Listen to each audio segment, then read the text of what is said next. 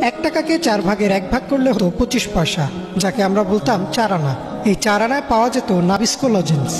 রং বেরঙের কাগজে মোড়ানো এই লজেন্সই যেন ছিল সে যুগের শিশুদের আনন্দের উৎস।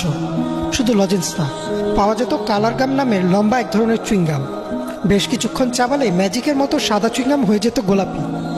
এছাড়াও ভাঙা প্লাস্টিক বোতল বা লোহা লক্কর দিয়ে পাওয়া যেত হাওয়াই মিঠাই বা কটকটি। চকলেটের পর ছিল খেলনা।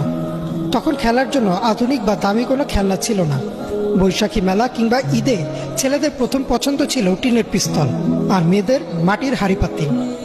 আর কারো কাছে যদি ইয়ো থাকতো তাহলে তার কথাই নেই। প্লাস্টিকের স্ট্রয়ের উপর পাখা লাগানো এক রকমের হেলিকপ্টার পাওয়া যেত, হাতে ঘষা দিলেই উড়তো সে হেলিকপ্টার। পাবজি, ফ্রুট নিনজা বা অ্যাংরি বার্ডস না, সে সময় আমাদের কাছে ভিডিও গেম মানে ছিল ব্রিক গেম। বিভিন্ন আকার আর রঙের হতো এসব গেম। তবে পকেটে কিছু টাকা থাকলে আর বাবা মাকে ফাঁকি দিতে পারলে চলে যেতাম ভিডিও গেমের দোকানে। মোস্তফা, 597 বা মারিন। 1 টাকার কয়েনেই বাজিমাত। তখন ছিল না অনলাইন র্যাঙ্কিং। 1 কয়েনে মোস্তফার ডাবল ড্রাগন বস মারতে পারলেই এলাকায় হইচই শুরু হয়ে যেত। তখন বাড়ির পাশে ছিল না খেলার জায়গার অভাব, আর বিকেল হলেই শুরু হতো হই হুল্লোড় করে খেলা। কানামাছি, লুকোচুরি